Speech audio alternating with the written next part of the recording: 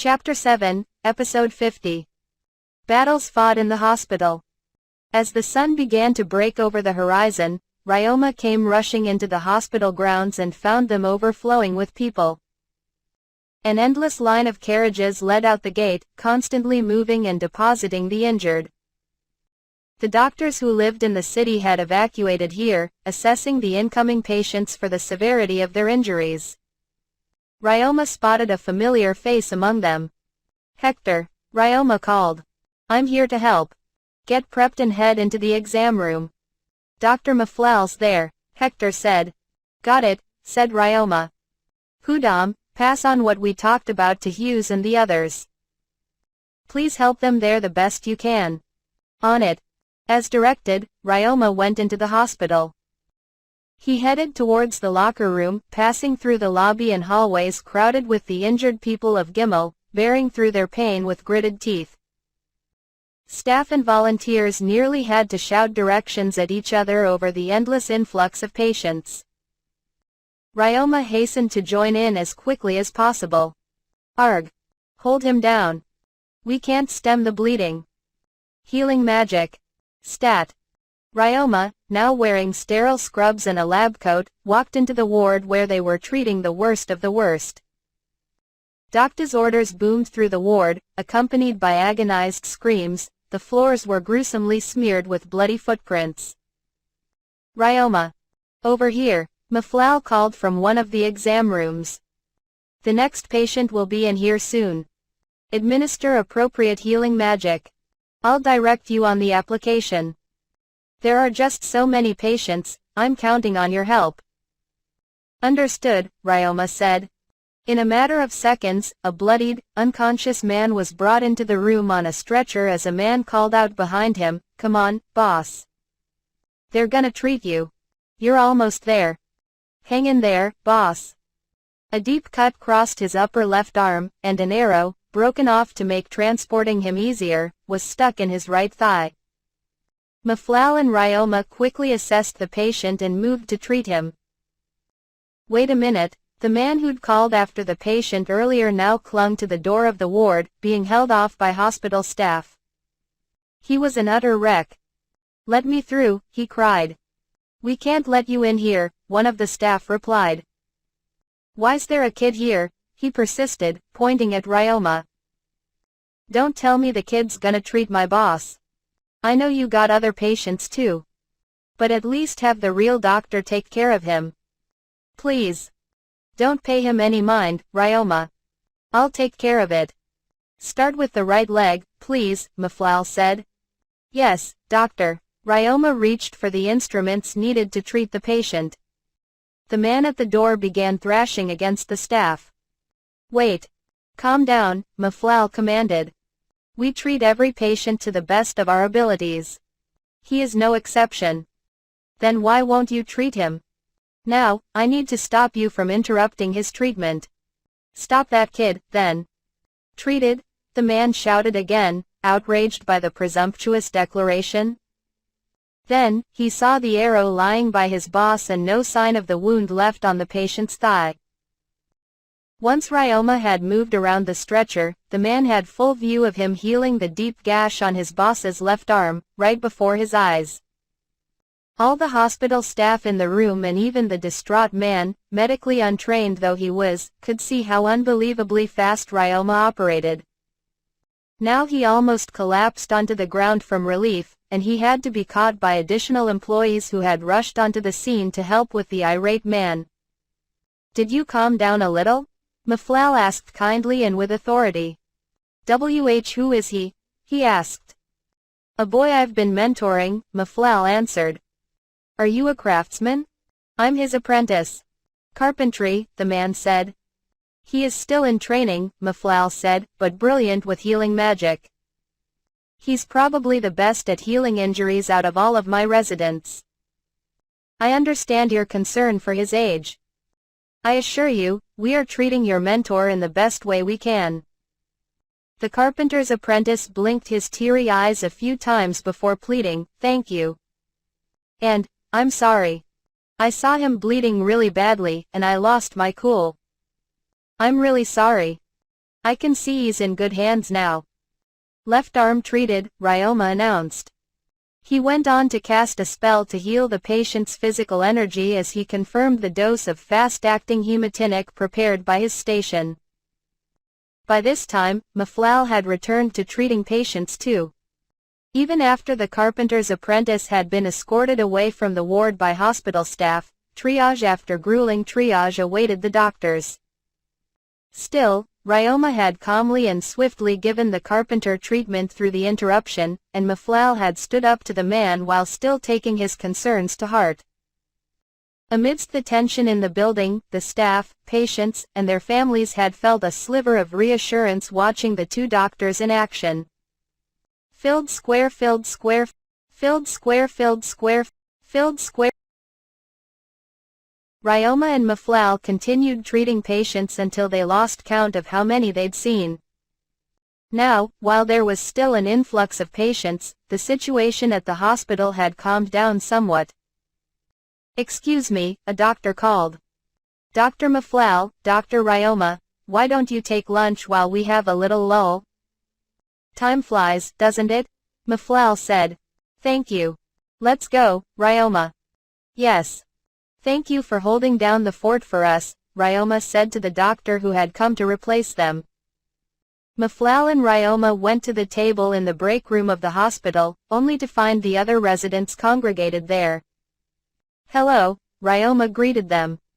"Are you all on lunch too?" Maflal asked. "Yes, sir," Hector said, more gloomy than usual. "The other doctors gave us first break," Clarissa added. Tint was chowing down his lunch while Isabella was working through hers with meticulous table manners, although her ruffled hair and the sweat on her face indicated her exhaustion. Maflal took a sandwich from the serving platter. "Good thing everyone's here. I know we're on break, but let's share any information we have now. Especially if there are any spots that may be low on manpower or supplies, we should address that sooner than later." The residents shared a look before Isabella spoke. "I'll go first. While there are many patients awaiting treatment, the influx has slowed down. Also, only a small percentage of them are severely injured. I've been told that most of them are not in life-threatening condition by any measure.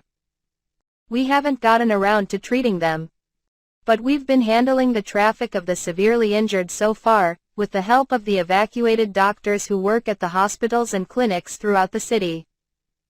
If anything, we need more people and supplies to deal with the mildly injured. Wouldn't you say, Clarissa?" "Yes.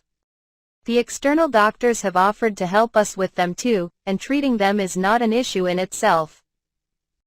Only, there's a long queue, and everyone's on edge because of what's happening to the city. We pretty frequently have some outbursts from those who have been waiting too long. We have enough supplies too. The cleaner slimes launder the bandages and sheets as we use them. We also boil surgical equipment to sterilize it, but the whole process is quick and easy enough. Plenty of medicine as well," Hector said. "In fact, we have so much stock that the other pharmacists asked me how we managed it. Ryoma made plenty of herbs with his magic and weed slimes, and once we verified that we could use what the medicine slimes secrete, we stockpiled a lot of batches. Barring some catastrophe, we're not running out. I'm more concerned with the supplies available at the shelters. There should be more evacuated medical personnel there performing treatment," Tint said. Ryoma recalled what he had seen during his firefighting. "I'm not sure if it will come to this, but I'm concerned that this situation is going to drag out. The constabulary should have been told this as well, but several attackers who've tried to sabotage the firefighters have confessed that they were ordered to injure as many people as possible. That they weren't ordered to kill anyone, and had no intention to." This information drew shocked looks from the other 5. "I don't mean just 2 or 3 of them either. But I'm not taking their word for it entirely, since it could just be an excuse they came up with or were ordered to give once they were caught. But you don't have enough reason to write it off either." "No.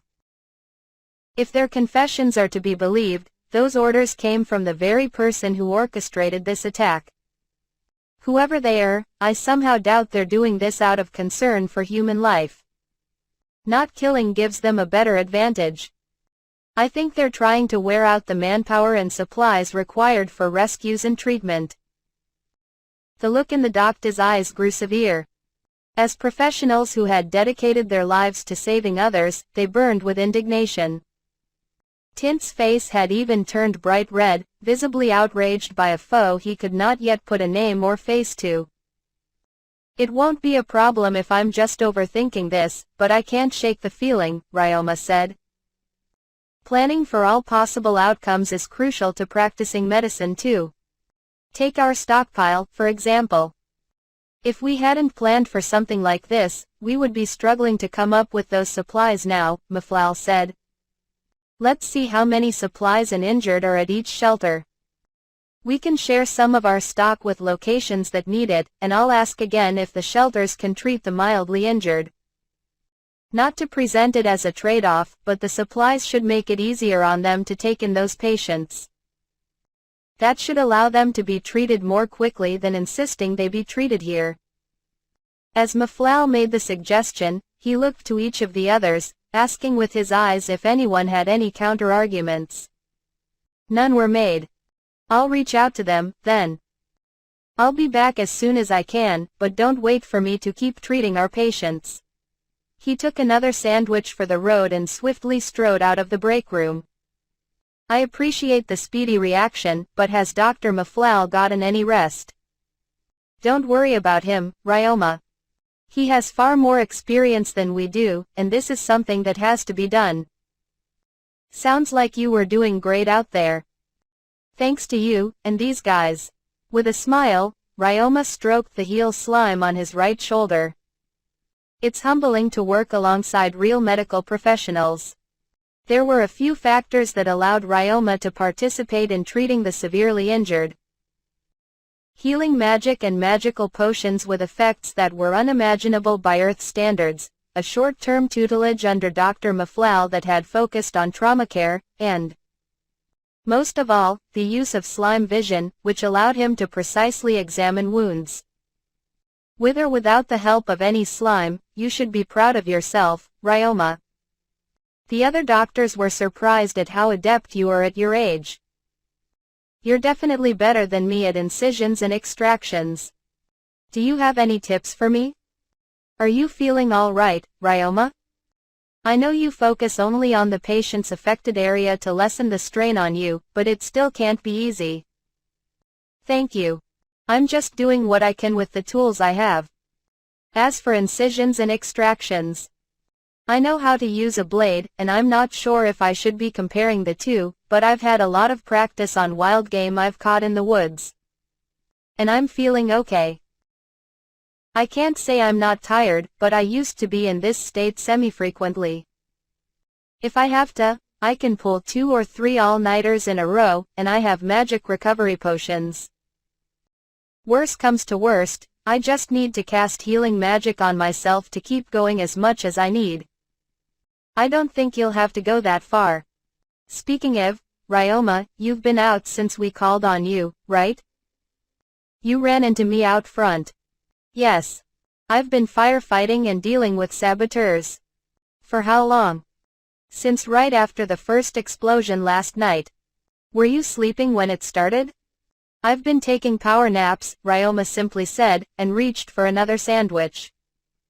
Once the 4 doctors realized Ryoma wasn't kidding, they shared a look. He'll be out cold before we know it, they thought. The doctors gently explained to Ryoma that he shouldn't burn himself out, despite the dire situation in the city, all the while silently resolving to lead Ryoma by example. On top of their concern for Ryoma, they considered him a fellow apprentice to Dr. Maflal. They couldn't let him work himself to the bone to treat these patients on his own. Ryoma was reassured by their kindness when their brief reprieve came to an end. Excuse me. Many of the constables are injured and inbound. Please prepare for their arrival. Got it. Another long battle at the hospital was about to begin.